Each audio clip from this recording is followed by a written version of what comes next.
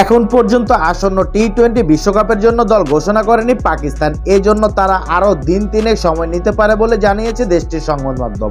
তবে নিউজিল্যান্ডের দ্বিতীয় সারি দলের বিপক্ষে সিরিজ ড্র এবং আয়ারল্যান্ডের বিপক্ষে পাকিস্তানের প্রথম ম্যাচ হার নিয়ে উদ্বিগ্ন মোহাম্মদ হাফিজ।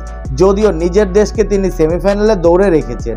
এছাড়া ভবিষ্যৎবাণী দিয়েছে আরও 3 দল নিয়ে। আসন্ন টি-20 বিশ্বকাপে পাকিস্তান বেশ সংগ্রাম করবে বলে মত হাফিজের। সাবেক এই অলরাউন্ডার দলের ফরমেশন ও মাইন্ডসেটে দুর্বলতা আছে বলে মনে করেন। তবে ঠিকই বাবর আজমরা সেমিতে উঠতে পারবে বলেও মনে করেন পাকিস্তানের সাবেক এই টিম ডিরেক্টর।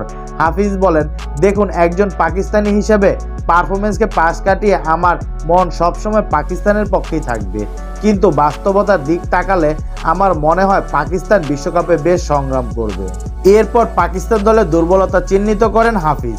এই জন্য একমাত্র কারণ বিশ্বকাপে ভালো করার মতো সঠিক ফরমেশন ও মাইন্ডসেট নেই তাদের। এমনকি দলে কার ভূমিকা কি সেটাও নির্ধারিত নয়, যার ফলে দলে কোনো নিয়ন্ত্রণও নেই। বাবরদের ছাপিয়ে থাকার যুক্তি দেখালেও ঠিকই তারা সেমিফাইনাল খেলবেন বলে ভবিষ্যৎবাণী দেন হাফিজ। এছাড়া তার দৃষ্টিতে সেমিতে খেলতে যাওয়া বাকি 3 দল হচ্ছে ভারত, ওয়েস্ট ইন্ডিজ ও ইংল্যান্ড। হাফিজ জানান, আমি একই কথা আবারও বলবো, আমার হৃদয় বলছে পাকিস্তানকে 1 নম্বরে রাখতে। যদি আমি খেলার কৌশল ও ফরমেশন নিয়ে চিন্তা করি, তবে ভারত, ওয়েস্ট ইন্ডিজ তুলনামূলক ভালো খেলবে। স্বাগতিক ক্যারিবিয়ানরাও ভালো করবে, পাশাপাশি সমান পারফরমেন্স করতে পারে ইংল্যান্ডও।